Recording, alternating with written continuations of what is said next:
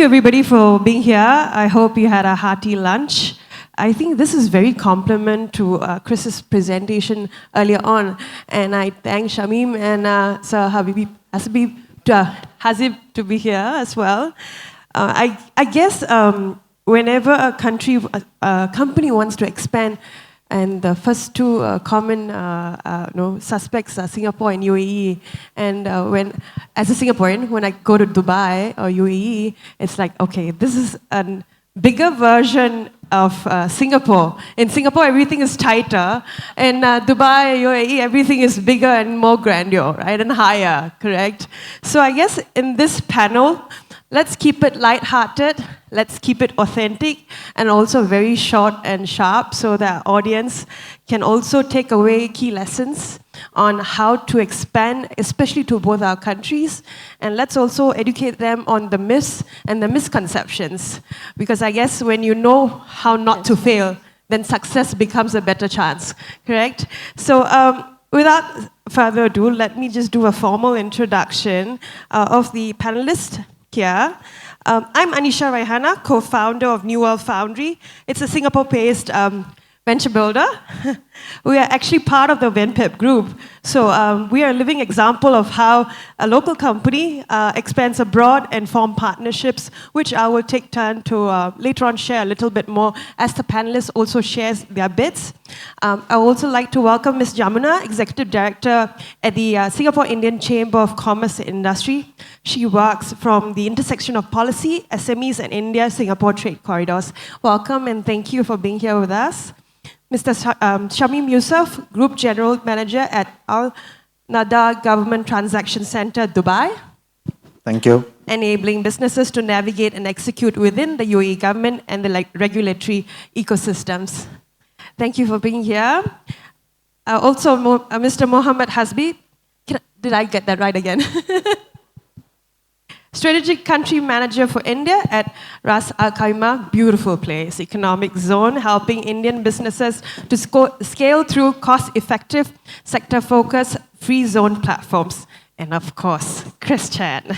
You need no more introductions. There was your whole, portfolio was out there, but it's fantastic how you help businesses scale up and especially go to the next level and have very prosperous AAA exits.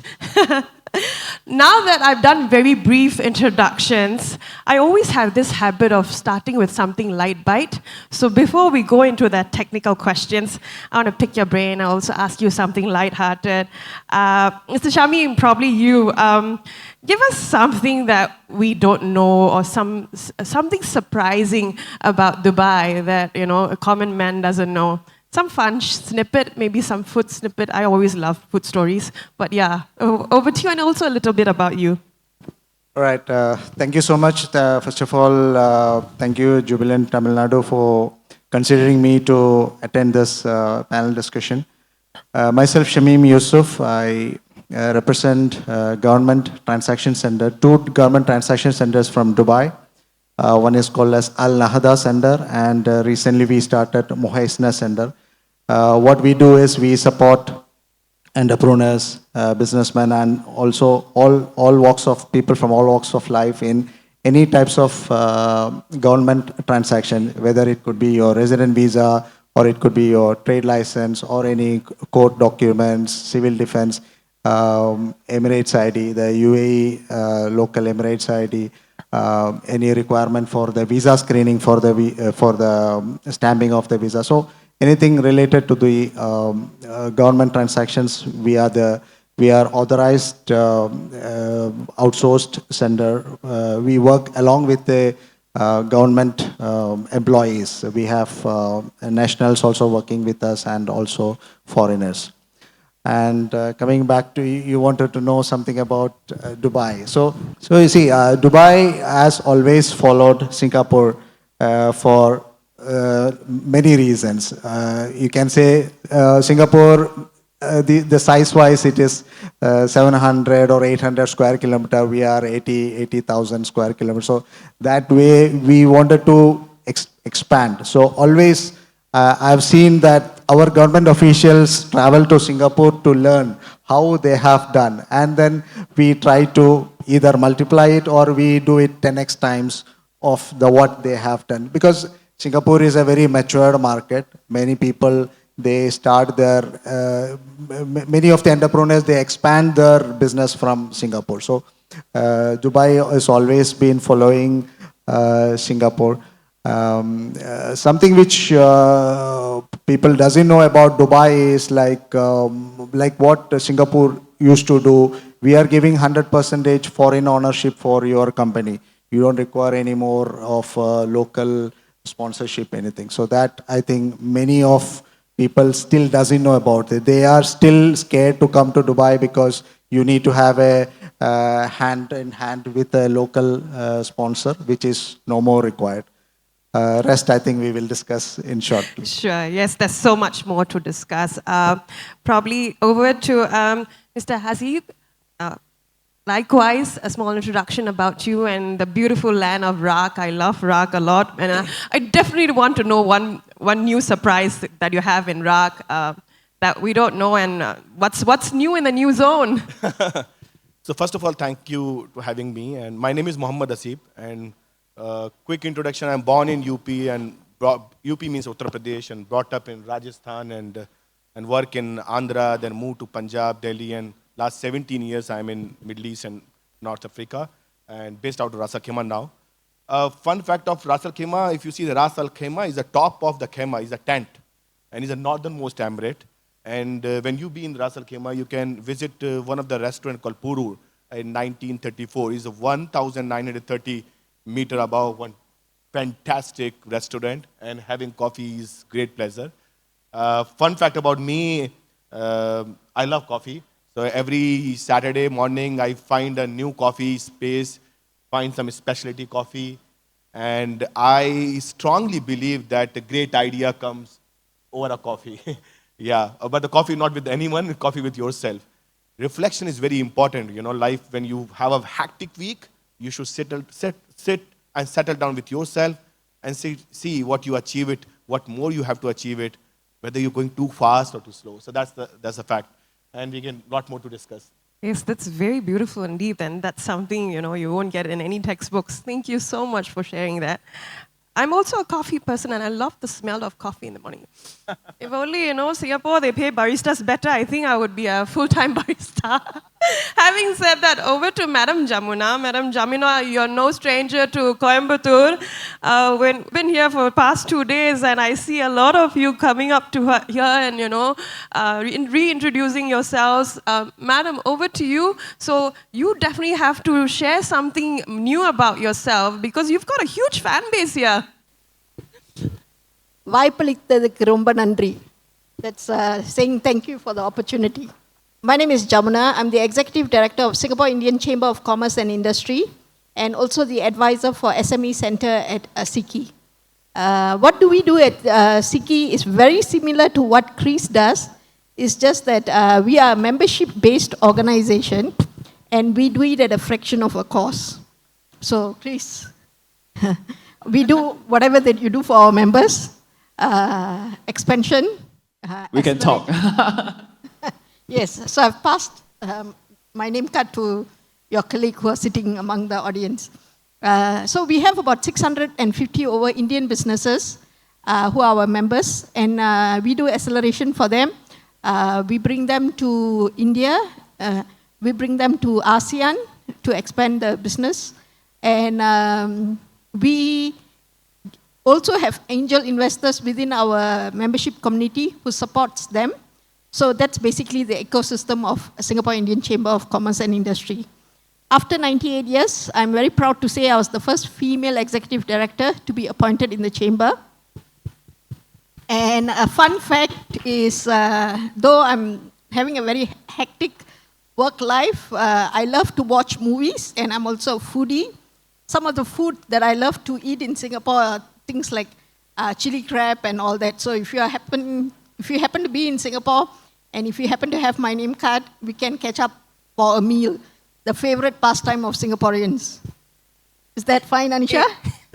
That probably Chris can give a little bit of light. So Chris, you're going to share something that we don't already know in the past 20 minutes about you and Fortune 500. So I think something interesting is that Singapore's Indian food is not as authentic as Kuala Lumpur's. Serious, because the taste is different, the biryani is different, because the rice that they use in Singapore is totally different from what they use in Kuala Lumpur, right? So I love Indian food. Occasionally I'll eat in Singapore whenever I have the craving. Okay. So I think there's something interesting about Singapore compared to Kuala Lumpur, because I think you'll have a culture shock when you go there and eat Indian food. Now that we're all unwind, comfortable, let's get to the topic sentence that we were all given to perform our professional jobs here and be experts. Okay, coming back to being gateway economies. Singapore, I think predominantly for Indian companies, has always been in that, go to foreign land to expand Singapore Pogama. And my grandparents did that, and that's how I was born and raised that very similarly, right?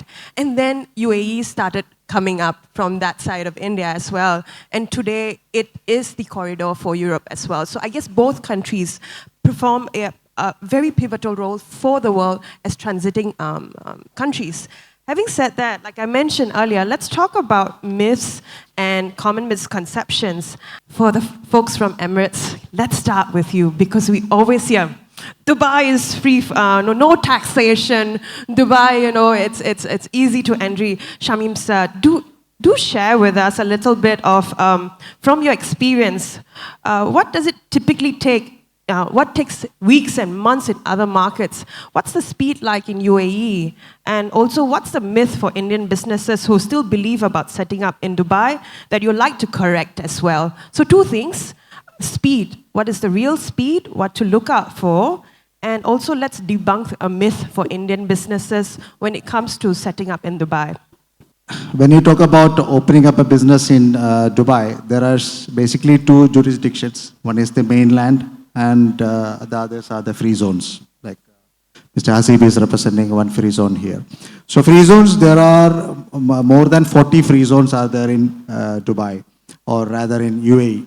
So every free zone has their own specialty activities. For example, if somebody wants to do something in media or something in finance, manufacturing, all that, it has its own cryptocurrency, all that, they have its own free zones over there. So if you have that particular activity and you want to go into that particular free zone authority, the benefit is like you will be getting all the related parties over there, whether it could be your vendor or it could be your supplier. So it is one full ecosystem that would support your business.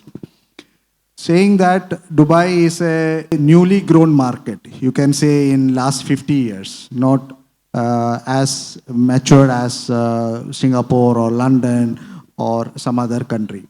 But I think UAE as such has established the way now how the international market is looking Dubai and beyond. The main reason is when you land in Dubai, there is an opportunity for you to grow to other areas, mainly to the MENA region, Middle East and North Africa. And from there further now, other countries like Kazakhstan, Uzbekistan, they are also have close relation with UAE. So there is Dubai being not a manufacturing country. There are a lot of manufacturers are moving there in the interest of expanding their portfolio to other regions, which is more easier because of the port and the port facilities and the corporations. Talking about now Indian market, there is a bilateral agreement recently signed, which is called as CEPA, that is supporting all the removal of the import duty of materials being imported to UAE. So with UAE and India, there has always been a good bilateral relation. I don't know if you know about the Bharat Mart, which is going to come up by end of this year. The Union Minister, Mr. Shri Piyush Goyal, personally visited this Bharat Mart because Bharat Mart is a 27 million square feet area, which is specifically created to develop Indian products over there. So that way there is a very good relationship happening with India. Creation, coming back to your question, how fast you can create a trade license. See, over the years, many of the things have reached to that technologically driven, so that many of the things are possible to do digitally. For example, if you want to form a Dubai Economic Department mainland company, there is a website called Invest in Dubai, where that will help you to start getting your name approval, activities, and rest of the things. So you don't need to have any foreigner to come to Dubai or UAE to form a company. The entire process can be done while you are away from UAE. The only physical requirement of you over there is when you make a residency visa over there, where there is a procedure called visa screening and Emirates ID biometrics. So where you have to appear physically. Further, if you require a bank account also, then that physical requirement is needed.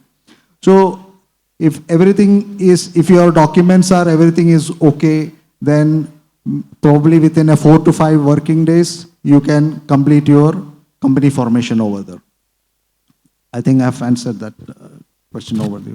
Thank you. I think it's a very good start. So I guess maybe some of them already looking at investindubai.com. Having said that, probably may I invite you to just give the domain as well. I'm sure our audience would love to save that. So is that investindubai.au?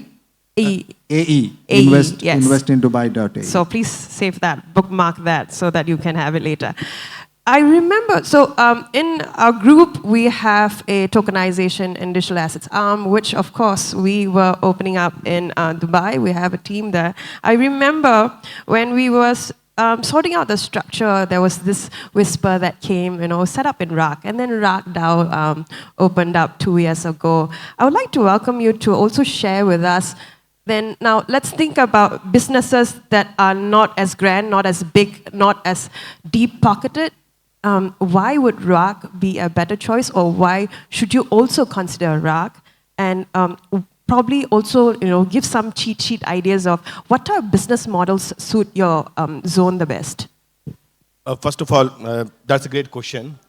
Before giving to a specific answer for the Ras Al Khaimah, I would like to give a tip for any company who plan to expand their business from home country to home away home, right? They want to create home away home.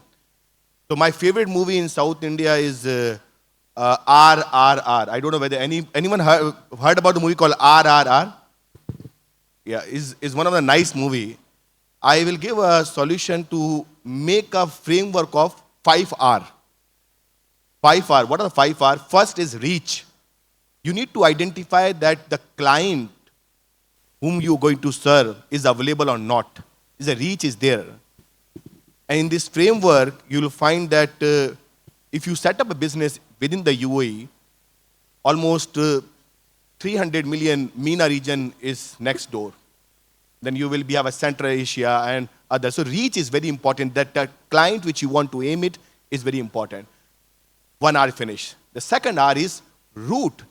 I know the client is available, but how I go to that my client? Logistics is very important. When you come to the UAE, you will find one of the finest port, Jebel Ali, is handling around 15 million TEUs, one of the biggest port. Bulk, Ras Al Khaimah, Sakar port is the biggest, 70 million ton. Fujairah is the biggest liquid terminal is there. So logistic framework, route is perfectly fine for that. The third R is rules. The rules and regulation is great. Some X country in Central Africa or something, they will give the free land for 200 years. But you would like to go there? That's a question mark. You need to evaluate the rules and regulation. Yeah? So how your rules and regulations there? Again, you have to see the investment protection agreements are there, where, as my friend mentioned, a CEPA, Comprehensive Economic Partnership, Free Trade Agreement, and the predictability, as Chris mentioned. Every investor wants predictability, and the stability of the rules. Otherwise, the capital will not, secure. Forget the profit. Capital will not secure. We kill the 3R. The 4R is very, very important. The resources. I have a route, I have a reach, I have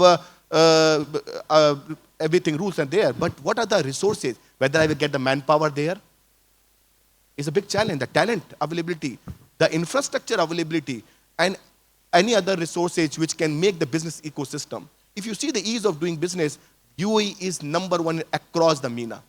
So we kill the 4R. The last R is risk. You need to identify, if I set up a business over there, whether my risk is high or no. Every business has a risk. But you have to see how much the risk I can have in this particular location, I can manage it financially and other management part of it. And if you're happy with the 5R, I will encourage you to think of 6R, which is Ras Al Khaimah Economic Zone. Ras Al Khaimah Economic Zone framework, you do that, you'll find a good numbers and you will be getting one of the framework. And just to conclude it, we are one of the most cost-effective economic zone and targeting 100 plus sectors and 100 plus nationalities are working over there. But we will not push the business which is not complementing in Ras Al Khaimah. We will push to the other parts because every Emirates a different thing. If something want like fintech, you won't talk about. Ras Al Khaimah doesn't give the license for fintech. DIFC, ADGM is the right. Media license, you can go to Dubai.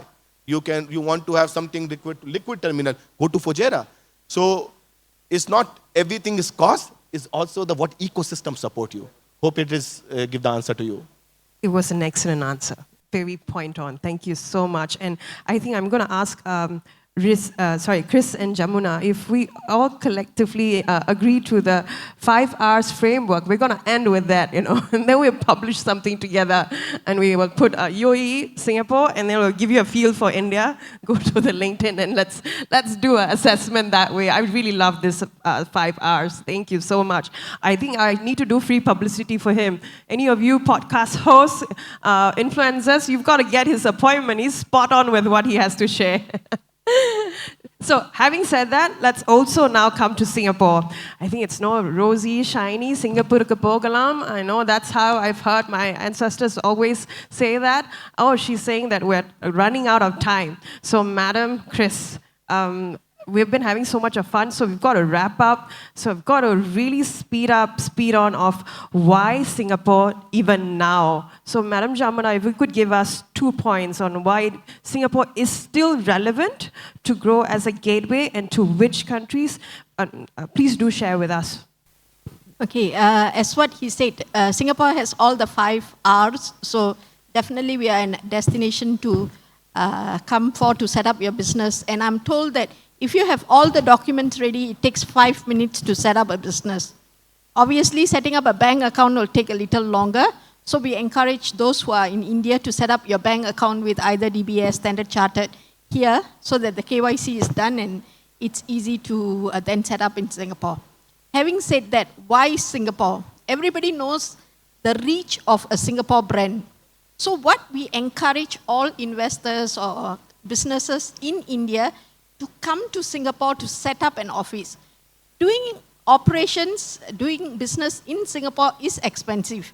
Manpower is expensive, rental is expensive. We acknowledge all that, even though the Singapore brand is fantastic. But you need that Singapore brand to go to ASEAN. You bring your business to Singapore, you bring your product to Singapore. From Singapore, package it to Cambodia, Vietnam, Hong Kong, Taiwan, UAE, US, UK, the Singapore brand sells. So my ending note is, Vanga Palagalam. Thank you. Thank you. Chris, over to you. I think maybe I would like to invite you to speak from an exit perspective, why the Singapore brand from being a more dominant and favorable for a better exit. Okay, I think the principle is the same for investors, for businesses as well, right?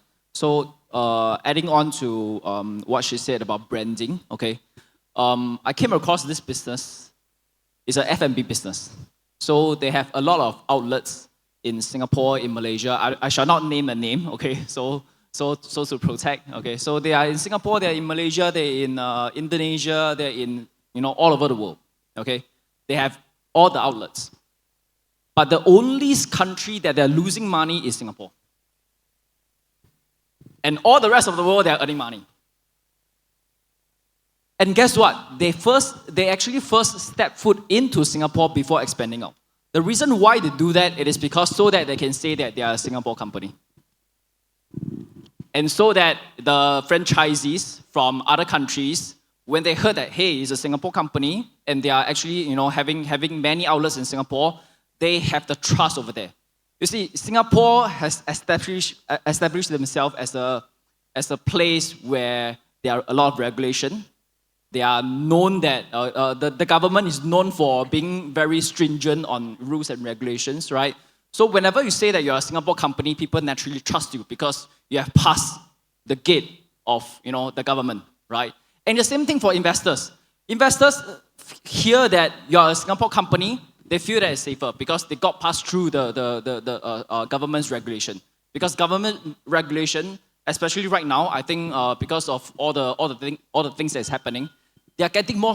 They are getting stricter and stricter. But that doesn't mean that the process is very long-winded. The process is still the same, but it's getting stricter and stricter. Okay. So as the investors and a business and as a business owner, you always want to always want to leverage on Singapore's branding and a global reputation as a financial hub and a business hub. Thank you very much. And if I may conclude for everybody in our behalf, Singaporeக்காரன் பொய் சொல்ல மாட்டான் நானே சொல்றேன். That's why I was saying in Tamil, Singaporeans, we don't lie. Lee Kuan Yew has made that happen in our blood. So it's very difficult for us to lie. That's why you're pretty much grown as a trusted brand. But UAE equally, I feel extremely safe. So ladies and gentlemen, if you want to expand into UAE, you want to expand to Singapore, we are all here for the next few days. Do approach us, team. We'll share more with you one-on-one. And at our booths, we've got our team as well. Come speak to us. We'll love to hear about your stories and also assess how we can help you. Once again, I thank everybody here. And it was lovely talking to you for this very brief period. We should speak more. And thank you, Jubilant Tamil Nadu, for this opportunity and this magnificent summit and exhibition. Thank you, everybody.